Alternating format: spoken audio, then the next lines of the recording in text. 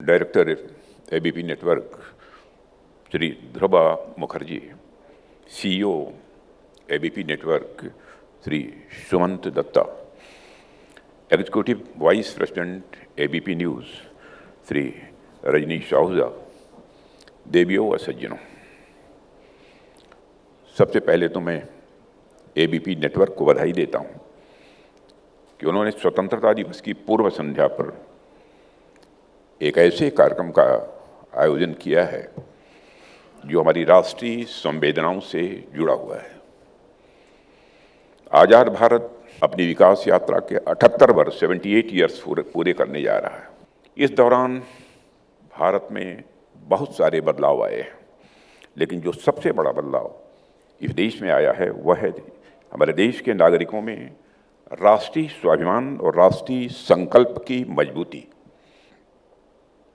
आज भारत हर परिस्थिति में अपने संकल्प पर कायम रहता है और दुनिया की कोई ताकत उसे डिगा नहीं सकती है। आज ऐसी स्थिति देश में बन चुकी है। साथियों, आज के इस कार्यक्रम की जो थीम आपने रखी है वह है इंडिया अनसेकंड। मैं मानता हूं कि यह सिर्फ एक कार्यक्रम की थीम नहीं है, यह एक राष्ट्रीय संकल्प की अभिव्यक्ति है जो आज हमारे देश की एक पहचान बन चुकी है।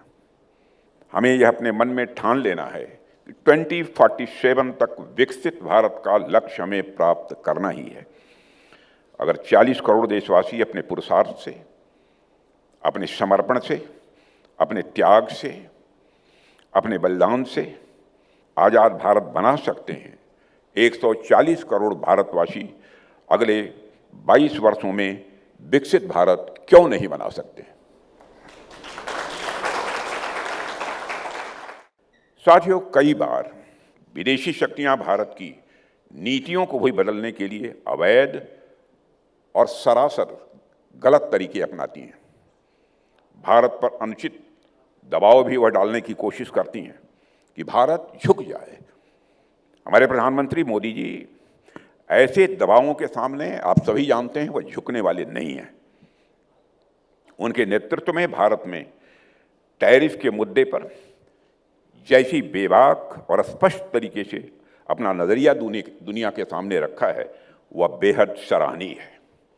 भारत द्वारा उठाया गया हर कदम जो देश की शांति और स्थिरता को भंग करने की हर कोशिश के विरुद्ध होता है, वही हमारे इस मूल संकल्प से प्रेरित है कि हम अपनी संप्रभुता और राष्ट्रीय सुरक्षा से किसी भी सूरत में कोई समझौता नहीं करेंगे, चाहे वो किसी सीमा पार से किया गया हमला हो या देश के भीतर डर और असुरक्षा का माहौल पैदा करने की आतंकवादी साजिश हो। हमारा जवाब केवल प्रतिक्रिया देना भर नहीं होता है, बल्कि एक स्पष्ट संदेश होता है कि भारत अपने लोगों की सुरक्षा और अपने राष्ट्रीय हितों की रक्षा के लिए किसी भी हद तक जाने को तैयार है। साथियों, अप्रैल में पहलगाम में हुई आतंकी घटना, इस घटना ने पूरे देश को झकझोर कर रख दिया था। आज यहां पर पहलगाम की आतंकी घटना से प्रभावित कुछ परिवार मौजूद हैं।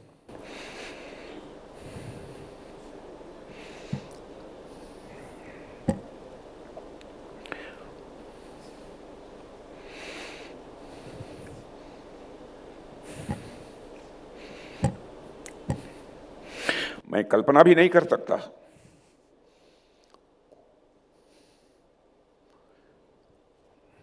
उस समय के दृश्य की उनको कैसी अनुभूति हुई होगी।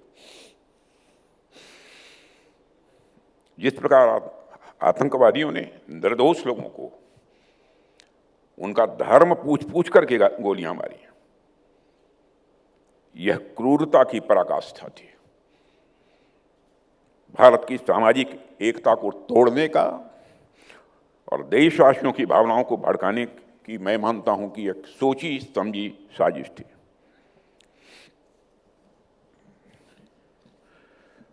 मैंने तुरंत ही दूसरे दिन ही 23 तारीख को ही अपनी सेना के तीनों सर्विसेज के चीफ्स सीडीएस और एनएसी की बैठक बुलाई और उनसे आगे के किसी ऑपरेशन के संबंध में मैंने चर्चा की। मुझे अपने सेना के जवानों पर नाज है, अधिकारियों पर नाज है।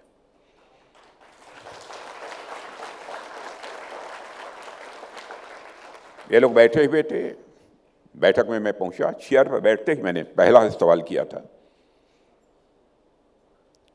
कि अरे आगामी 2, 3, 4 दिनों 10 दिनों के अंदर ही कोई ऑपरेशन करना हो तो आप तैयार हैं? मित्रों, आप भी जानकर गौरवान्वित अपने को महसूस करेंगे, हमारे हर सेना के चीफ ने यही कहा, सर वी आर रेडी।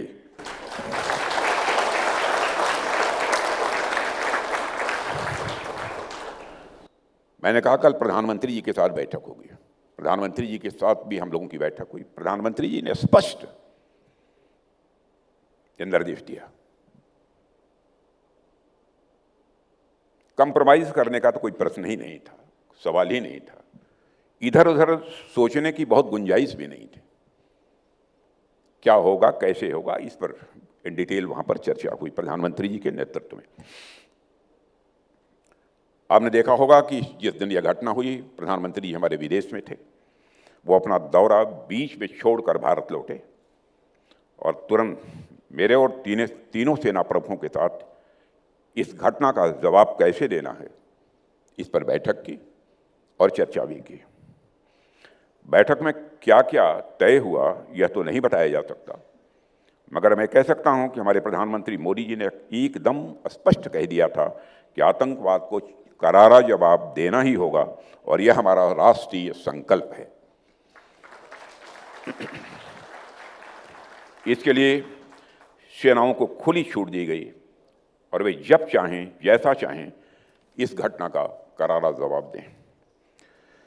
हमारी सरकार ने आतंकवाद के खिलाफ एक निर्णायक कार्रवाई करके दिखाया है और मैं आज यह कह सकता हूं कि पहलगाम से जुड़े आतंकियों और उनके आकाओं को यह स्पष्ट संदेश चला गया है कि भारत आतंकवाद के खिलाफ जरूरत पड़ने पर सरहद के इस पार भी और जरूरत पड़ी तो सरहद के उस पार भी जाकर कार्रवाई कर सकेगा। साथियों, यह ऑपरेशन केवल भारत की क्षमताओं का प्रदर्शन नहीं था, बल्कि हमारी उस अडिग भावना का एक प्रतिबिंब था कि अगर भारत के नागरिकों को निशाना बनाया जाएगा तो भारत चुप नहीं बैठेगा। भारत घेर कर मारेगा, जरूरत पड़ेगी तो घुस कर मारेगा। आतंकवाद के खिलाफ हमारा हर कदम यह बताता है कि संप्रभुता और राष्ट्रीय सुरक्षा हमारे लिए केवल एक शब्द नहीं है, बल्कि भारत के मान, सम्मान, स्वाभिमान और संविधान से जुड़े शपथ का यह हिस्सा है और उसकी रक्षा हमारा सर्वोच्च दायित्व है। साथियों, किसी भी राष्ट्र की शक्ति सिर्फ उसकी आर्थिक, राजनीतिक और सैन्य क्षमता से परिभाषित नहीं होती है, बल्कि उसके संकल्प से भी परिभाषित होती है। संकल्प इस बात का कि वह अपनी शक्ति का उपयोग विश्व पर प्रभुत्व जमाने के लिए करेगा या फिर अपने लोगों के कल्याण और वैश्विक शांति के लिए करेगा। भारत की सोच प्रारंभ से ही पूरी तरह से स्पष्ट रही है। शक्ति हमारे लिए कभी वर्चस्व स्थापित करने का साधन नहीं रही, बल्कि धर्म, न्याय और शांति की स्थापना का सदैव यह माध्यम रही है। इतिहास गवाह है, भारत ने अपने ज्ञान, विवेक और आध्यात्मिक दृष्टि के माध्यम से दुनिया को मार्ग दिखाया है। हमारी परंपरा ने हमें सिखाया कि सत्ता सर्वजन हिताय सर्वजन सुखाय की भावना से संचालित होनी चाहिए। इसीलिए हमने वसुधैव कुटुंबकम का दर्शन दुनिया को दिया है। The whole world is a family. यह बताने के लिए कि हमारे सभी में केवल भारतवासी ही नहीं बल्कि पूरी मानवता भी शामिल है। जिस संकल्प की बात मैं कर रहा हूं वह सर्वे भवन्तु सुखिनः के मूल मंत्र से प्रेरित है। यही हमारे राष्ट्रीय चरित्र का मूल रहा है और बीते 11 वर्षों में प्रधानमंत्री मोदी जी के नेतृत्व में यही संकल्प हमारी नीतियों और कार्यक्रमों की प्रेरणा बना हुआ है। साथियों, चाहे वह ऑपरेशन सिंदूर जैसी निर्णायक कार्रवाई हो जो भारत की संप्रभुता और नागरिकों की सुरक्षा के लिए की गई, या फिर जन कल्याण की वह योजनाएं जो हर नागरिक के जीवन को बेहतर बनाने की दिशा में चलाई गई।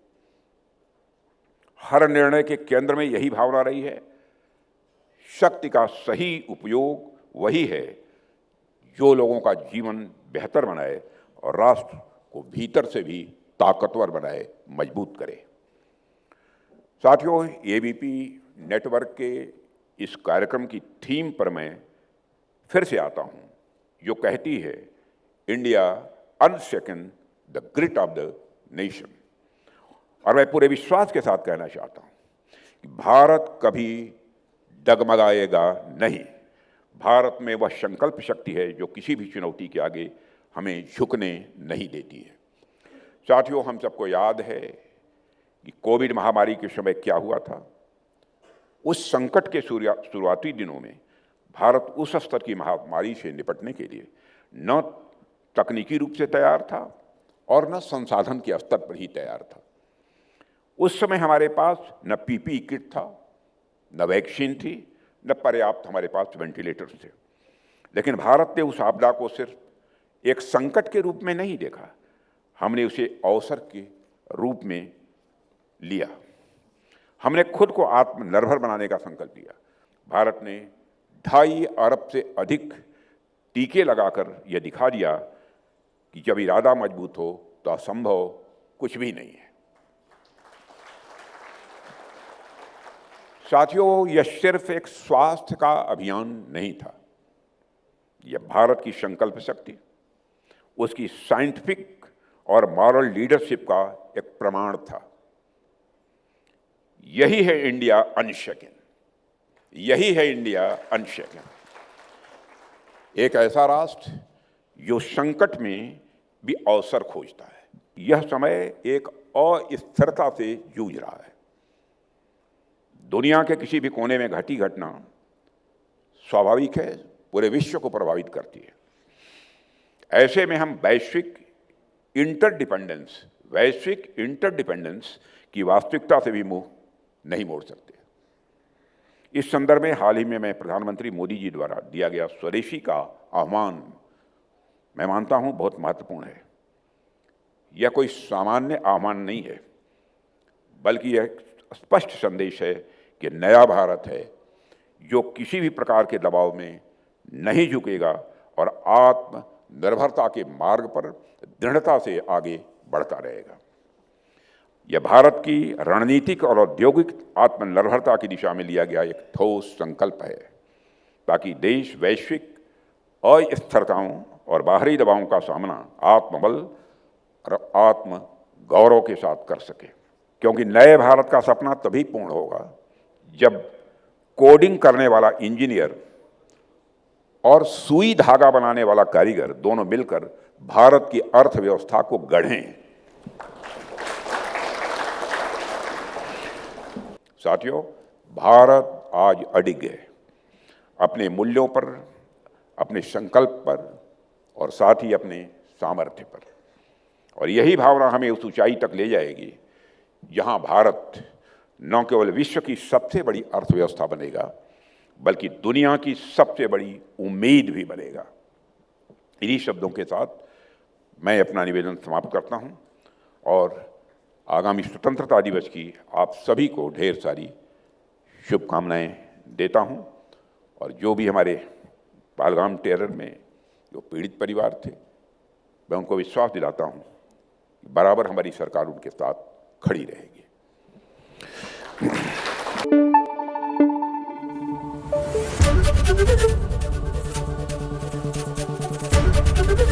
एबीपी न्यूज आपको रखे आगे।